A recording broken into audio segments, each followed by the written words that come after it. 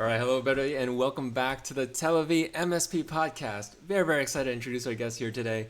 Rochelle, would you like to introduce yourself? Absolutely. Hey everyone, I am Rochelle Weiss. I work at ThoroughPass. I'm the partner enablement and success manager there. Awesome, awesome. And I would just want to say thank you, Rochelle, for braving through COVID to come speak on this podcast today, too. Really, really appreciate that. Yeah. Absolutely. Sorry if we have some intermittent coughs. That COVID lungs are terrible. Yes, I think we could all relate to that. We've all, yeah, had it at some point. Hey, everybody. Introduction for me. I'm Jeremy, head of partnerships at Telivy, and we're an automated cybersecurity risk assessment platform for over 100 MSPs. MSPs like Halt Data Solutions, Triada Networks, and Level 5 Management love Telivy because they use Telivy to run automated risk assessments to win new clients, provide quarterly security reports to existing clients, help them meet compliance, which we'll talk a lot about today, and reduce risk assessments that take 7 to 8 days manually to under 5 hours fully automated with Televy. All right, so let's jump right into it. Rochelle, can you tell us about ThoroughPass, please? Absolutely. Very similar along your lines of automation and making life easier when it comes to handling your data and making sure you are doing things correctly when you're working with your customers. ThoroughPass is a readiness and audit platform when it comes to compliance. We have a platform that customers get on and they're able to establish their policies, their procedures, follow all the action items and controls to establish their compliance posture.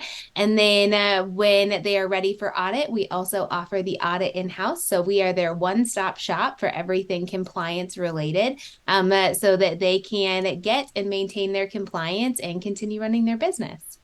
Very, very cool. And because this is our first podcast that's focusing this much on compliance, and I'm very, very excited to pick your brain about everything. I do want to ask you later, more generally, why do small businesses these days, like these few months, starting these few months, need to think about compliance, right? All these new regulations coming into place. But before getting into that, I'd love to just understand ThoroughPass a little bit more. Can you tell us maybe like an example of an end-to-end customer success story? Of what when somebody came to you, what their initial problem was, how you solved it, and then sort of an ongoing journey after that. Yeah, we have a ton. You can obviously on our website publishing, we have a lot of different ones. We actually just published one today. We had a customer, Kado Money, who they needed to manage their compliance. They're in the cryptocurrency market and they came to ThoroughPass and they needed their compliance. They started working in, and they actually needed to speed things up. They were starting to work on stuff and they decided to bring in a partner. And so they brought in one of from our partner network because obviously that's what I do is I manage all of our partners. Mark from Cybersecurity Expert on Tap, and he was able to come in and help them prioritize compliance and really speed up their process, get through their framework efforts, and get through their type 1 and their type 2 of their SOC 2, get their compliance, and then it's not compliance is not something that you just get once and then you're like, okay, see you later. I'm Yeah. never going to do this again. It's something that you really establish and then you have to maintain. You have to constantly be following all of the procedures that you set in place. And so what they have gone through their initial round and they're going to continue to do this and their business is going to grow. And they want to make sure that as their business grows, they are following through on everything they've set in place and that all of their policies and procedures are going to change as their business changes in the coming years as well. And ThoroughPass is software that allows them to do that. Got it, got it. And just to emphasize that point, so in terms of your business model and the ecosystem around you, ThoroughPass enables, and correct me if I'm wrong, MSPs, MSSPs, CISOs, VCISOs, right? Anybody who helps clients, any business meet compliance. They Mhm. those folks use ThoroughPass to help their clients meet compliance. Is that accurate? Absolutely. Okay. So we do have customers come direct to us and work Oh, okay. with us. So we do have a direct to customer model, but a lot of times customers, especially in your smaller organizations, they really don't have the bandwidth, right? Compliance is the one thing that until you need it yesterday, it's the easiest thing to go on the back burner. And then you have a customer of yours who is asking for it, and you're like, oh, I need this. So it's going to become a priority. And you don't have the bandwidth, you don't have the resources to do that. So that's where you can bring in a MSP, MSSP, VC, so consultant that could help you and be those hands on the keyboard. They also can be that project manager for you, making sure it stays a Mm, priority for you, especially with on the MSP front. I know that's a lot of our audience where they're already helping organizations with many other aspects of their business, and they're their trusted advisor. And so if you are helping an organization as an MSP with so many different facets of their business, you should be helping with compliance as well. And so bringing in a tool like ThoroughPass to enable you to manage that compliance aspect as well for that customer, it expands your service offering so that you can do one more thing for this customer, increase mhm. that stickiness and that value that you're offering your I customers. I would say it's even more urgent and critical than another thing, right? One more thing. It's actually like, oh, it's on top of everybody's minds these days, right? Even business owners and clients are receiving emails like, oh, you have to meet these government regulations and compliance, right, by this date. And they go, oh, what do I do, right? And they go to the MSPs, right? And then the MSPs go, oh, we got Thorough Pass. So Yeah. I'm very curious. Let's say speaking to an audience of MSPs, MSSPs, the users of Thorough Pass, what's the user experience like? What can they do? Yeah. Absolutely. So when a organization gets into ThoroughPass, it's really set up as a guided route to compliance. So when you first get in, you are going to start out setting up your integrations. So for cloud-based organizations, you are going to take a lot of your all the tools that you're using, you're going to connect those through integrations because we have automated monitors where there are certain aspects of compliance where you need to make sure you have certain configurations in place. Hmm. And so by setting up an integration where you log in with the admin account and we're able to see like, are these certain things actually in place consistently? So you set up all your integrations and get those originally organized, all the accounts set up. And then you get into what we call the roadmap. And the roadmap is essentially a project management view of your compliance journey. Oh wow. So in the roadmap, there are action items that the MSP or the customer can go through and start taking action on them. And they're written in a way that it's layman's terms. Hmm. We Hmm. take compliance and we make it to where it's not just jargon. It is action that you can take. So fill out this form. We'll generate your template policies for you. And then you can modify those policies to fit your organization. Maybe the template policy says do this action quarterly and you actually want to do it monthly. Okay, that's fine if you want to do that. You can make that modification to fit your organization because really those policies are essentially what do you want to do in your organization? Hmm. Because it's not just, oh, yeah, I'll agree to all this. This is great.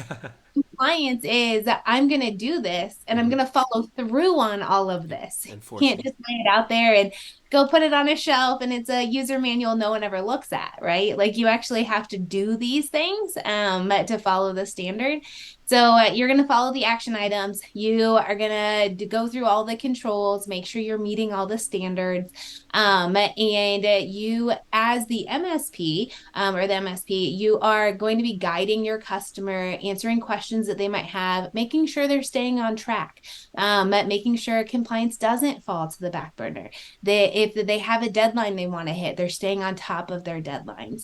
And if they have a compliance related question that is like specific to a control, maybe they want to know if a piece of evidence that they're submitting is going to fulfill the requirement from the auditors. Mm. Because compliance is a readiness piece and an audit piece. So Hmm. you plan for it and then someone checks to make sure you're doing it right. And so if something like that comes up, they have direct access to our infosec team or our auditors. Wow, And that's super cool. It's a huge benefit of ThoroughPass. It's all in one house. And so you can ask questions to the auditors, and the customer or the consultant can say, hey, is this going to fill this requirement? And it can really streamline things in the planning process so that when you get to actual audit, we've answered these questions. We're ready to go. We've gotten through those hurdles and we've really streamlined the audit process. And the audit is just that check. Have you organized everything? Have you set everything in place where it fits what is required by that specific framework? Wow, that is so cool. I just want to highlight something that stood out to me from what you said. When you were talking about the compliance requirements or the policies, everything is in layman's terms. And yes, Mm-hmm. the MSPs can do that, but MSPs are very busy. So any way that we could just provide, here's the layman's term, and just use that, right? It Yeah. relieves so much work and off of the MSP's back, Mm-hmm. and helps the client understand, right? Most importantly, and that's top of mind for MSPs. You also The, mentioned. Mhm. sorry, the huge benefit for MSPs is by using ThoroughPass, you're able to project manage, which Yep. they can do day in day out, easy. That's their bread and butter. But at the same time, the customer can be in Mm. thorough. They can be Hmm. going through those layman's terms. And if something doesn't make sense, or if they have a question on a Hmm. control or specific client thing or a control piece, they can go direct to the auditor and they can ask. And so they have that compliance resource where the MSP doesn't have to be that expert. They have that expert right in the platform where they can tag and ask a question, and that goes straight to that auditor. And that's something that really sets us apart. 100%. Yeah, I was gonna get to the project management side too, a custom project management platform.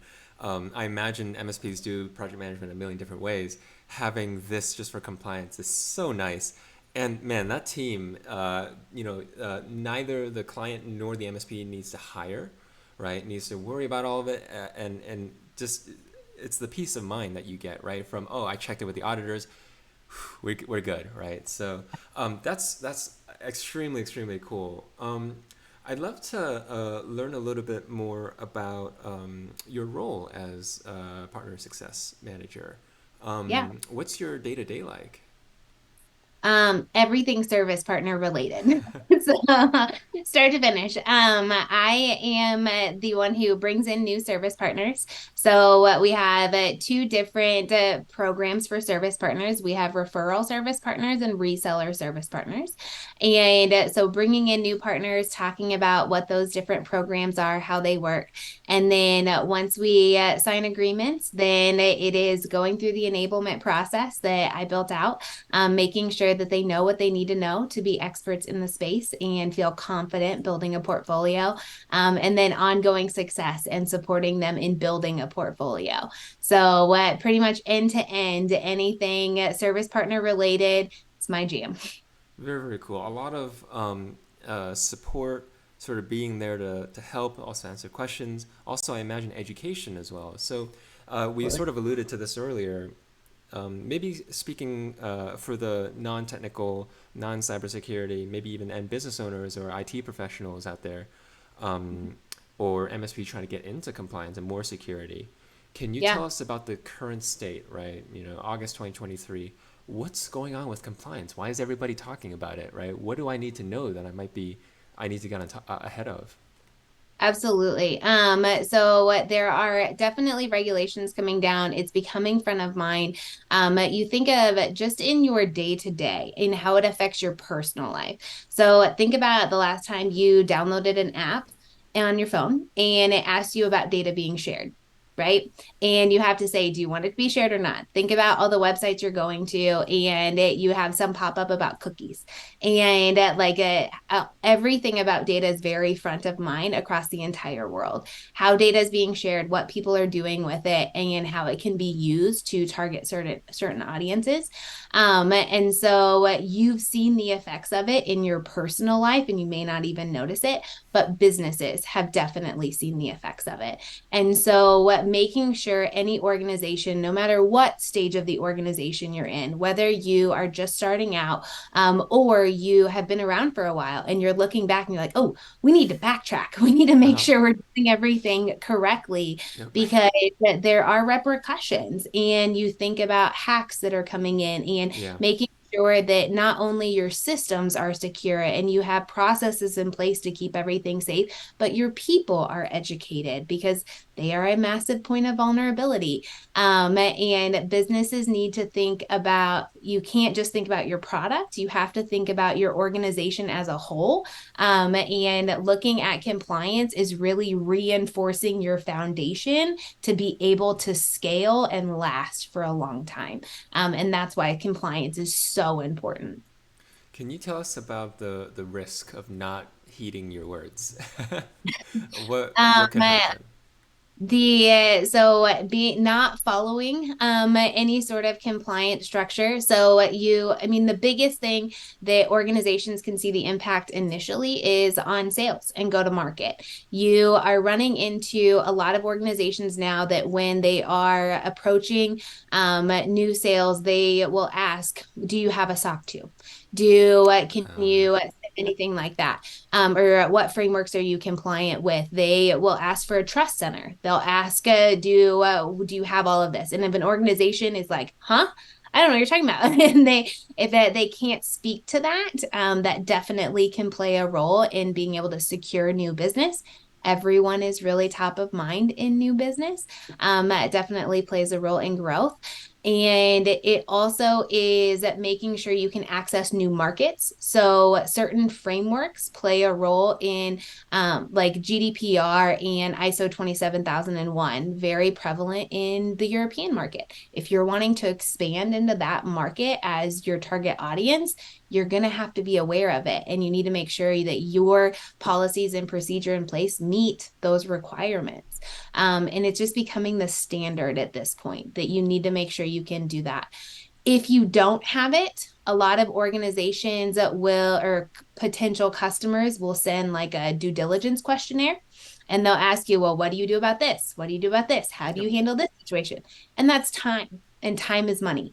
And how Mm. much time are you wasting on filling those out when you could have a standard framework in your back pocket to say, look at what we do. We do this correctly. We're planning for the future and we're planning to be around for a while and planning to scale.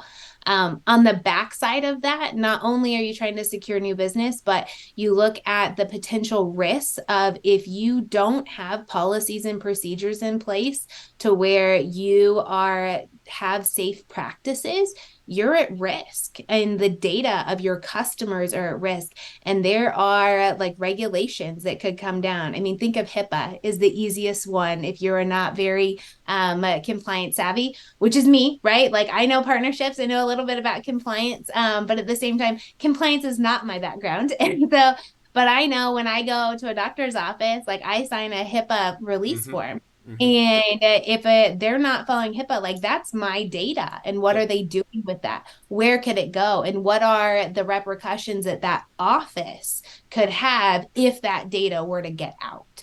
And you have to make sure you have policies and procedures and actions in place to protect that. I think in the MSP world, it always saves you more money to prevent and do the due diligence month over month, than Mm-hmm. and make sure you're meeting all the requirements and compliance than to not do it, be at risk for a breach, and not if, but when there's a breach. Mm-hmm. Cybersecurity threats and attacks are all over the place. We hear it all on the news. It's only a matter of time. Plus, AI is accelerating that. Oh yeah. Bots have gone crazy. So, and social engineering, right? You mentioned before that the people is a big point of an attack, right? Is because Mm-hmm. you could be really tired, right? 2 a.m. in the morning, and you're finishing up work or something. You're not thinking. You get an email that says reset your password. Okay. So right, that's it. That's the breach, right? So Yep. so uh, okay. I want. Yeah, I'm sure every MSP can relate to working with one organization and you are talking to a business owner and you're talking about the importance of MFA. and you are saying we need to set up MFA on everyone, and the business owner is like, yeah, yeah, this is great. Just don't do it on me. And they're like, no, no, no, no, no, like this is everyone needs to Yeah, do yeah. it. Like you are the most targeted person. Yep. Like you need to do this too. Weakest link. And that there's an education piece of that of why this is so important. And Yeah. like this for compliance is like you can't just say, well, not me. Like it needs to Hmm. apply to the entire org Yep. because you are setting your business up for success and scaling moving forward, and you Yeah. can't have cracks. Yeah, and once when you get that breach, if you're not prepared or if you don't prevent that breach, it doesn't cost hundreds, it doesn't cost thousands, it doesn't cost hundred thousands, it costs millions of dollars, right? And depending on whether you work with finance or privacy data for sensitive healthcare, banking, right? Like you work with a lot of money or you work with a lot of very sensitive data, it could be tens of millions or even more of Mhm. cost. So it's very wise to and I know these numbers because Telivy risk assessments we assess your risk, right, of Yep. not meeting compliance, and here's all the holes, right? So so then It can you be should get business thorough pass to ending. fix that up. Huh? Yeah. It can be Absolutely. business ending. Yep. A hun- exactly, exactly. Um, and I just wanted to note and comment, wow, you're really good at like teaching and explaining things in layman's terms. I'm starting to get a sense of what you mean now. Mhm. So if you could teach us one more thing, just I try to ask this to everybody. You're the expert, right, in this field in compliance. What is maybe some recent news that folks should know that they might not know because you're tapped into the channels, or maybe what even keeps you up at night from what you know. I think there's so many different facets of how compliance impact business that you can literally look at almost every business story and you can find some aspect of compliance. I think that's what's fascinating about compliance is it's always an underlying factor. I think when it comes to regulations across the world, that is something to really keep an eye on because we have all kind of transitioned to a global workforce, right? Like we don't just stay in our own little city anymore. You can expand out to work anywhere. That you have to be aware of how regulations are going to play a role, and compliance is a big factor of that, and data is a big factor of that. And Mm-hmm. so what that is, I think that's kind of my biggest thing is any sort of data security compliance. You see it in your personal life, like I was talking before. You can see it when you're interacting with data yourself, but you can see it in businesses. You can see the detriment of it when it comes to hacks. You can see how government organizations are having conversations about it of this Yep. is a problem and this is something that needs to be addressed, and compliance is that underlying factor in all of it. And so if you are an organization or you're an MSP or MSSP who's working with organizations who have not put compliance as a priority in the coming quarters, it is something that needs to be prioritized. 100%. And MSPs and MSSPs, like that's a great opportunity, right, for Yeah. everyone.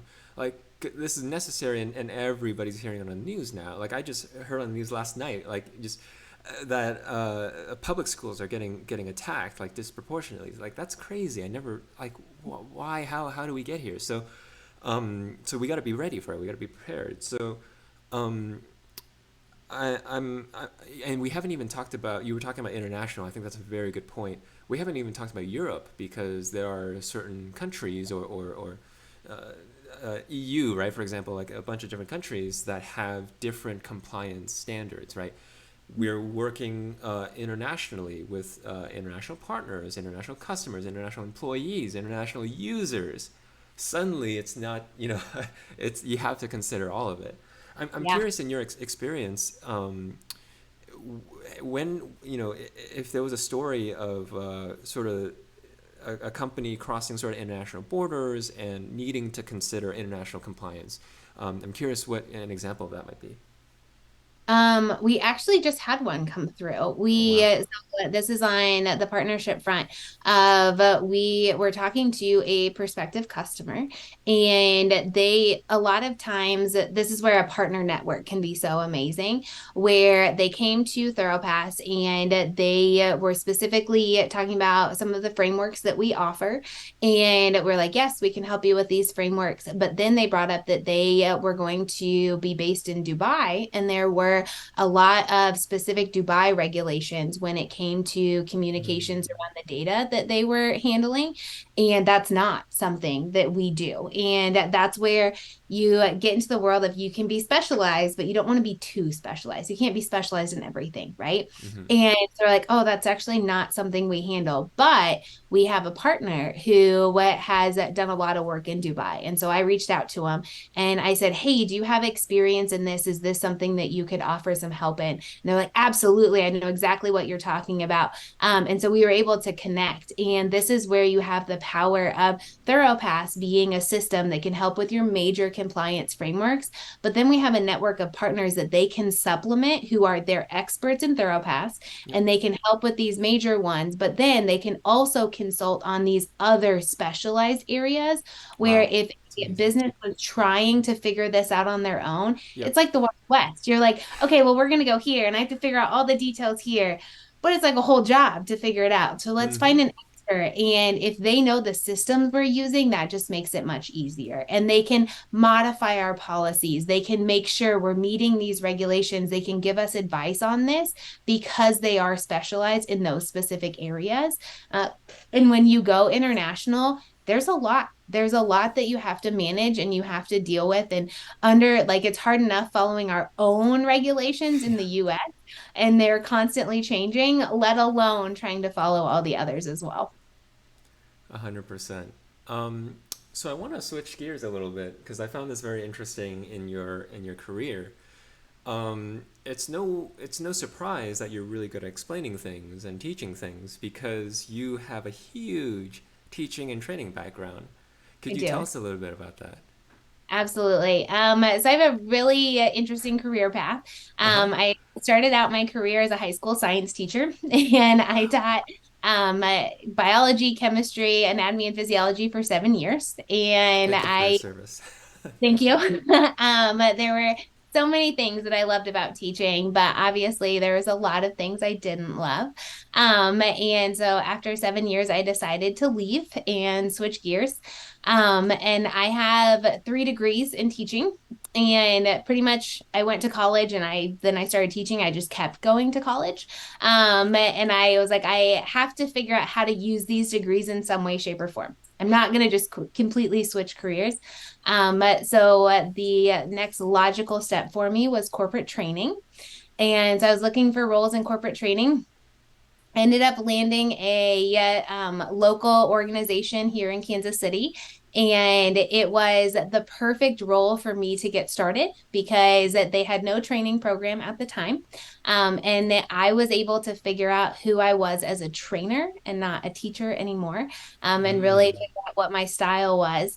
I had a ton of freedom to like figure out what worked. And I have a phrase I use all the time of throw spaghetti at the wall.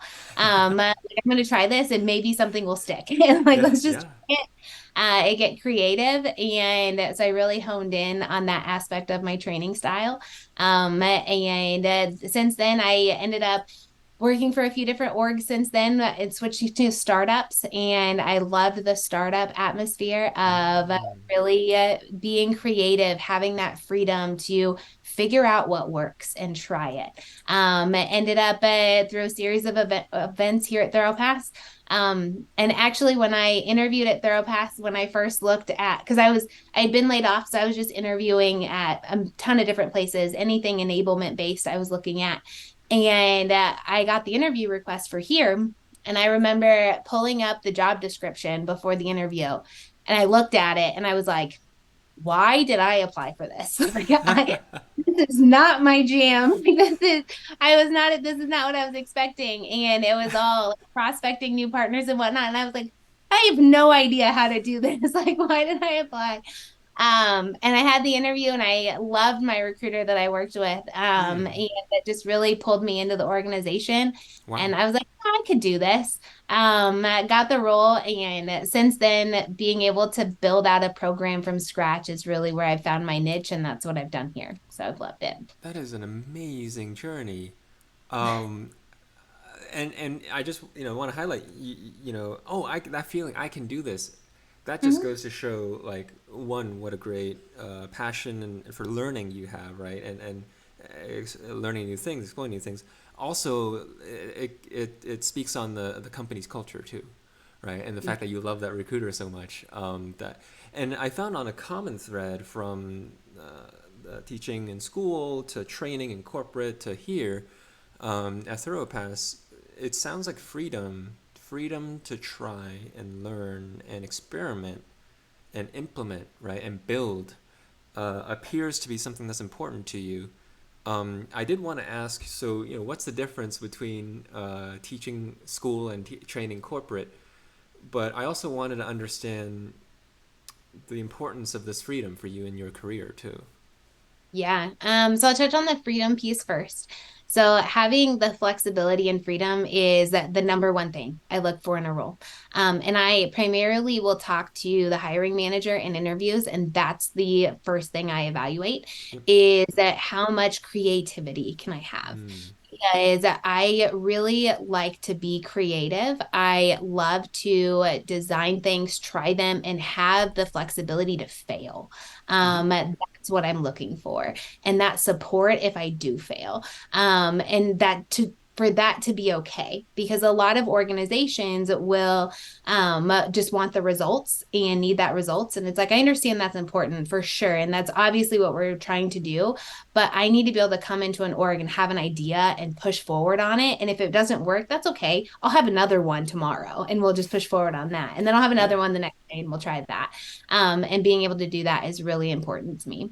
When it comes to teaching kids versus adults, so I taught high school, so they were almost adults, but definitely not yet. The difference was the content that you're teaching.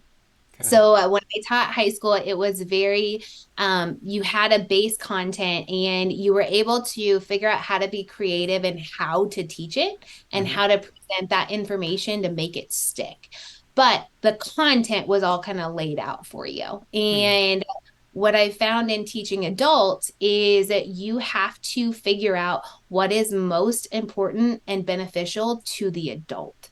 So what this is where when I said when I first started corporate training, I you have to design your learning for what is going to most impact your learners. And you have to look at it from their point of view. And this is what I've kind of seen across the board.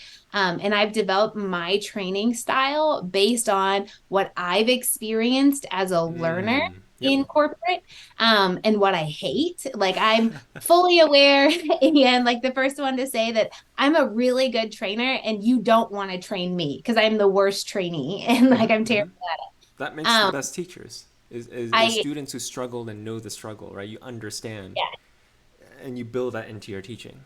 absolutely. So when I design an enablement program, I think of it from the learner's point of view. Mm-hmm. What are the key things that Wow. you need to do to be able to take action and be successful?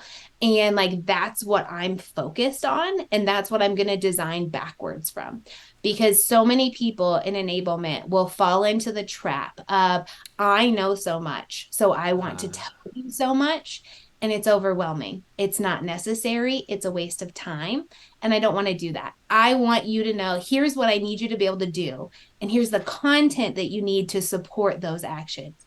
But you don't need anything else. If you need support, if you're asking for more content on Mm-hmm. something, I will gladly find it for you.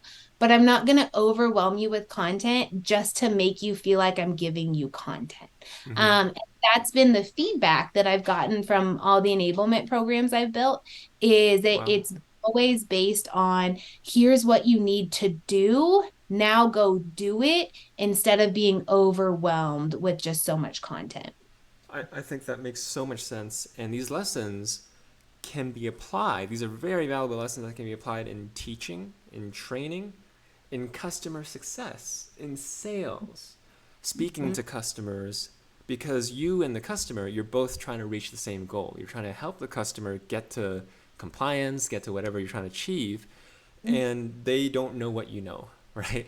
So that support, that targeted custom approach, and just always being there to help them get to where they want to go, not where you want to go, I think is very, very valuable.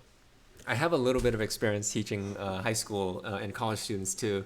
I'm curious Yeah. to see if you, yeah, I used to teach CS, but I'm curious if,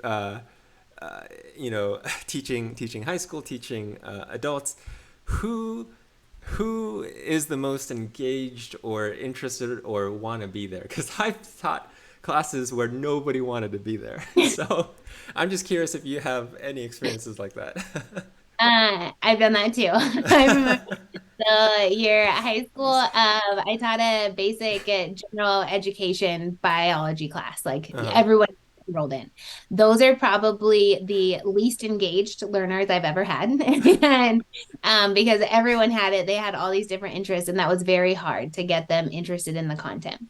But my last couple years of teaching, I taught Project Lead the Way courses, Mm. which are very focused kid, like they were biomed classes. So it was kids who were very interested in the medical field, wanted to be doctors and nurses, and were just enthralled in the content.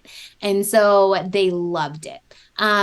So my last couple years, I didn't have to deal with that because they were so engaged and the content was so amazing. And it was all project-based learning, which you can't get much better than Yeah. that. You So were enabling their career, right? yeah. Not just saying you got to learn this.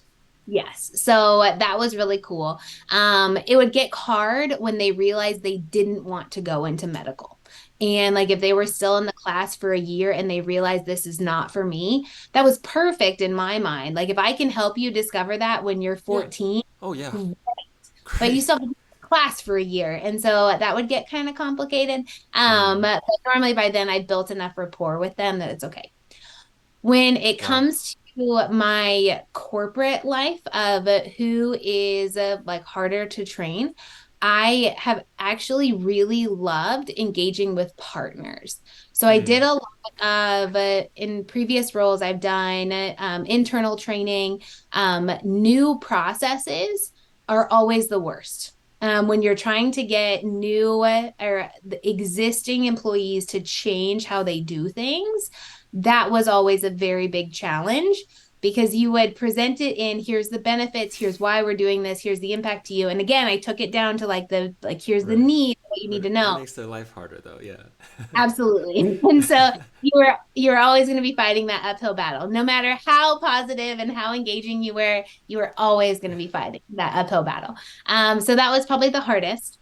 I have loved engaging with partners though. And that's probably why I love this role so much Mm. because my coworkers are my partners. Mm. They're the ones who I engage with the most. And they don't work at my org, but we work together and we set targets and we try different things and we like I have rapport with all of them and we like they're my coworkers. It's kind of like when I taught, my students were my coworkers and like they're who you're with all day long and who you're engaging with. And so what I've found is that the more you are able to build rapport and build relationships and be able to connect with the people, it doesn't matter what you're trying to teach them as long like today I was rolling out a new thing to them, which is kind of like rolling out a new process with the internal, right? You're saying, Yeah. hey, I'm teaching things on you. It's going to be great. But I have such a good relationship with them. It doesn't matter. Like They I can trust you. tell them this, and there's that trust, and there's, okay, how do we approach this differently? That's great. What resources do you have? How do we do this? Awesome. Let's move forward. And it's because I've built that relationship with them. So it's okay moving forward. They know what you're doing is to help them achieve the mutual goal. You're aligned on the goals. Mm-hmm. And you understand their pain points too on what makes this hard for them, but you help them overcome it. Yep. Wow. Relationship building keeps popping up on these podcasts. Like we're talking about sales, we're talking about IT, we're talking about, new IT packages, like whatever.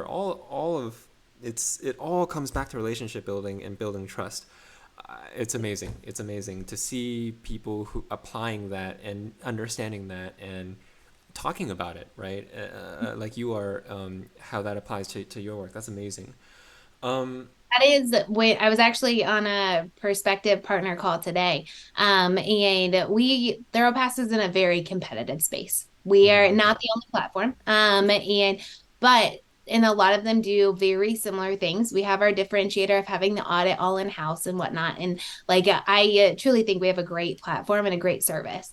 But when you are an MSP, when you are an organization of offering, we have a lot of organizations that we partner with that are platform or tool agnostic. They're like, whatever is best for the customer, that's what we'll use. Absolutely. Like, I will always advocate for whatever is best for the customer. But I am going to work to be your best partner and yep. your first person that you think of because I want to develop a relationship with you that matters, that's not just surface level. Yes, of course, we want to grow a portfolio of business, but I genuinely care about you as a human. And that's what makes us stand out as a partner because not only do we have a service that can help your customers, which is totally true, but you have a Hmm. partner program that wants to help you grow as a business. And you have people within the partner program that care about you as a human. And that's what really sets us apart. And I think that that's what great consultants, MSPs, MSSPs do as Yep. well, is they are doing that with their customers. So if I can do that with you as the partner, that's what's going to differentiate us. Case in point, Rochelle is literally here talking to you guys, literally meeting you halfway, right? So the way that you build trust with your customers, Rochelle is here to really be in this together, right? And partner and support. I wanted to ask you, did you grow up in basically lived in Kansas City, Missouri? Wow. So I actually, Kansas City is on the state line. So Uh-huh. Kansas City, Missouri, and Kansas City, Kansas. Uh-huh. I live like a mile from state line. So everyone's always like, are you on the Kansas or Missouri side? I'm like, I go to Missouri every day. Like, that's not a thing. I technically grew up on the Missouri side, but I live on the Kansas side now. Ah, I see, I see. That's what I wanted to find out. Sorry, I ended up asking you the same question everybody asks you. How do you like it there? Living there your whole life. Like, what keeps you there? What's meaningful about that place to you? So if I didn't have my son here, where I'm kind of stuck here because he's in school, I would probably be a nomad. I would Oh, probably actually travel everywhere. So I with one of our other partnership team members, he was going around in the last year and spending like 6 weeks at a location and then going somewhere else for 6 weeks. oh, that And I is was so like, cool. oh, I am so jealous. Like so bad. So when he graduates, that is probably what I will do. Like one of my favorite hobbies is to travel and experience new cultures and new cities, new worlds. And Love that. so he is what is holding me to Kansas City. That's pretty much it. Otherwise, the world would be what's holding me. That is amazing. I would love to do that personally as well. That sounds like so much fun. Um, Yeah. is your son in high school, in middle school, elementary? He just started second grade. Oh, So yeah, yeah. A little I ways have to go. ways to go. I have ways to go. I am really, I have a internal desire hoping that maybe he'll want to do like online middle school or high school. I'm not going to push it. It is his thing. I'm not going to take that away from him. Mhm, But there mhm. is like this secret desire in the back of my mind of like, maybe I will just suddenly see something about Yeah, it's it. like here's a pamphlet, or I was like, oh, look at that ad. That's interesting. Imagine that. Like, this just showed up on the dinner Yeah. table. Who, like, I have no idea where this So came many from. YouTube recommendations on online class. Like, wow, I don't know. This is random. Yeah. Do you I will do what's best for him, but I would love to go live in different cities. absolutely? Here's a generic question, but genuinely interested. You're a teacher. Do you find yourself? Is it a pro or a con that you're a teacher to your son? It is a pro Mm-hmm. because I am a very different mother now that I was a Mm. um Mm. I And so in a couple different facets, I am very anti-technology with my son. And this is stems from I had an experience with him where I had an experience when I was teaching where you have 5 minutes left in the class. And I'm really sorry if my dogs start barking. They just started mowing outside. So heads up, if you hear barking, it's my dog You're good. wanting to attack the mowers. But I had like 5 minutes left in class. And I said, we're not starting something new. Just hang out for 5 minutes, just talk with each other. And they're like, okay. And so these are freshmen. And so I thought they'd be loud and talking, and it's silent. And I'm like, guys, I just gave you 5 minutes. Like, talk, engage, like, do, like, I'm giving you 5 minutes. And there was like a circle of probably 10 kids. They were all facing each other. And they're like, we are talking. And I was like, no, you're not. Like, I can't hear you. And they're like, no, we're on Snapchat. And I was like, oh my goodness, like have a face to face conversation with each other and talk and engage and build relationships. And that was just very eye opening for me. So with my son, he did not use any technology until he was about 2.5. Even then, it's been incredibly limited. Hmm. Um, and he is like, loves audiobooks. We're Oh, actually like he's 7. And we started last year listening to the Harry Potter audiobooks. Um, nice. I am a huge Harry Potter fan. It was a massive part of my childhood. So I started listening to them with him. I thought it would take us like 4 years to get through them all. Yeah, yeah. Um, and in a year, we are halfway through the last book. What? We are Wow. ready. And he's 7. And like we literally have a 35-second drive to school, and we'll get in the car and he'll say, can we listen to Harry Potter? And like he loves to read, he loves to like build stories and do Legos and go Yeah, outside and play. And I'm very much like an advocate for interaction and like imagination yeah. because of what I saw in school. And then I also don't let him do any homework. I absolutely refuse for him to do any homework until he probably hits at least middle school. And I tell his teachers that at the beginning of every year. And I say, he will not do it at my house. He works all day in school. And that when he comes home, he's going to play with the neighbors. He's going to hang out with me and he's going to engage. The goal of the Wow. younger years is to love learning. And if we tire him out so much to where he doesn't love learning, that Wow. will have such a bigger impact on him in his later years. Like, that's where I feel like a lot of my successes come from, is because I just love to learn. I love to learn different industries and try new things. And I am able to interact with people and build rapport. And that comes from those soft skills. Yep. And Yep. if you don't have those opportunities to build those, it's way more detrimental. And so I refuse to do homework with him at home. That's amazing. Rather than outside in, you have to learn. You're giving your son time, space, exposure, to build curiosity, to Yep. go to feel the reward of learning. To then, oh, well, man, I love to learn. So I know you don't like phones, and so just trigger warning. And this is so dumb, but I'm just gonna take out Lumos. Yes. I love it. I'm so sorry. I'm so sorry. Amazing. Thank you for entertaining No, me. that's awesome. We so Anyone listening, don't tell my son. So it's going to be a surprise. But Oh yeah, I'm super sorry, sorry. excited. Yeah, yeah. But I told him he really wants to go to Harry Potter World, and I said we're not going to do it for Christmas. It'll be too close to after finishing the book because we have to finish the book before we Yeah, go. yeah, totally.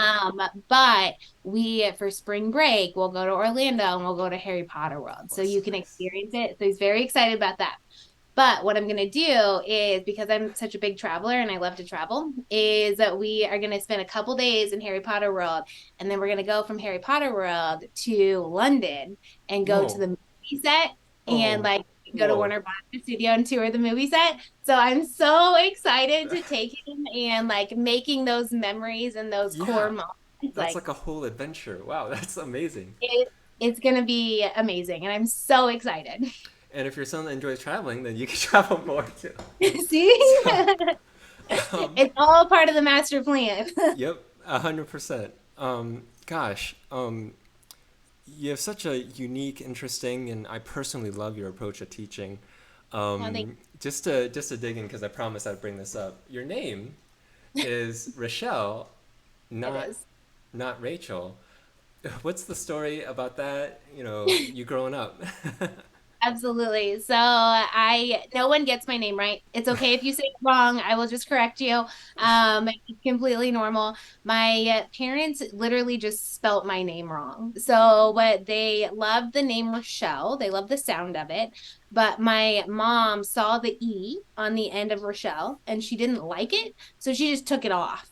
So it's not Rachel because it has the extra L, but it's not Rochelle because it doesn't have the E. So no one ever gets it right. I was growing up, I was the kid that when my grandparents would travel and they would bring home like all the cousins, the magnets or the things with your name on it. Yeah. I always had like the whiteout E on the end of Rochelle, or like the Sharpie extra L on the end of Rachel.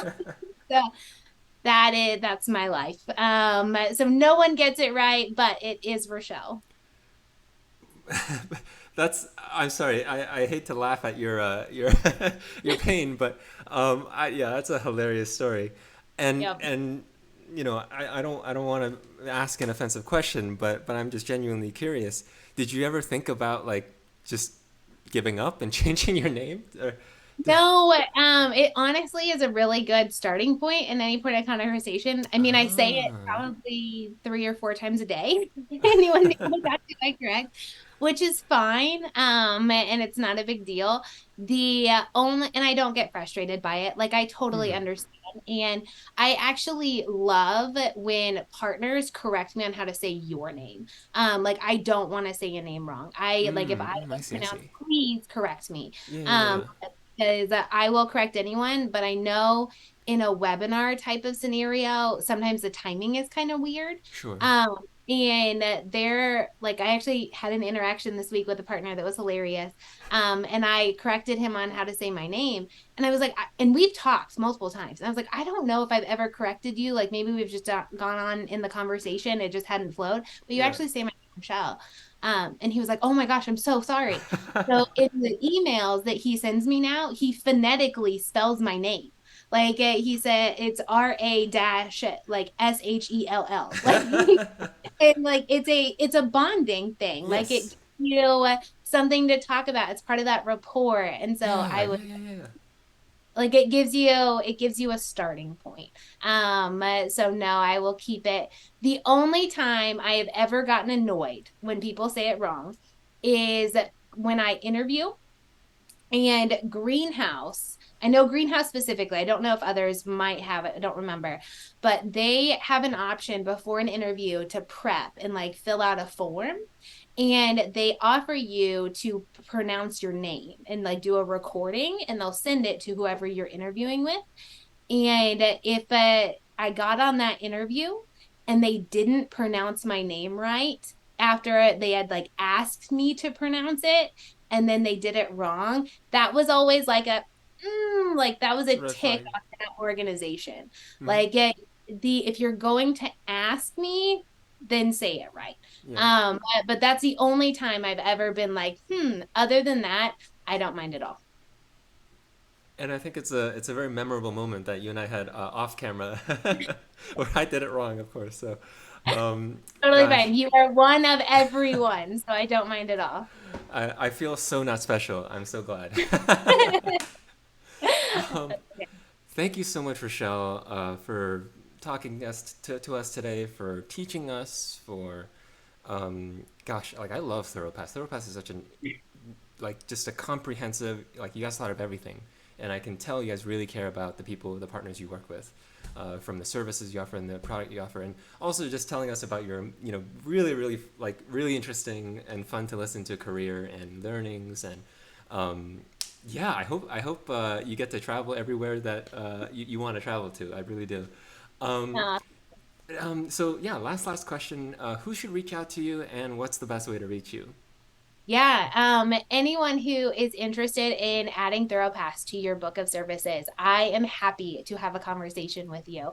That would be absolutely amazing. The what so I can give you my email if you want to put it in the notes and people can reach out to me directly. That would be amazing.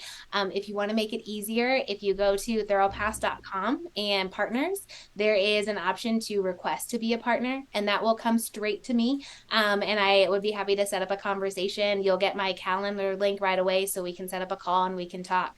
But let's talk about how you can add compliance to your book of business and how you can help your customers be safer in how they are doing everything. It adds to what you can offer, but it also adds to what your customers can set up to where they're doing things the right way and they can grow. Because when they grow, you grow. If you grow with us, then we grow. So it's just this chain reaction of building out a partnership together to where everyone succeeds. Perfect. Thank you so much. And this is the time to do it. And I'll do a little plug myself. Hey, folks, are you an MSP and want to win new clients and help your existing clients identify compliance risks? Get your free automated risk assessment today at televy.com. Special promotion for our podcast listeners. If you like Televy and want to run automated risk assessments on more clients, more endpoints, let us know you came from the podcast. We'll give you 20% off the upgrade. The links for ThoroughPass and Rochelle will be in the description. And yeah, thank you so much. Absolutely. Thank you so much. I had a blast. Yes. See you all next time.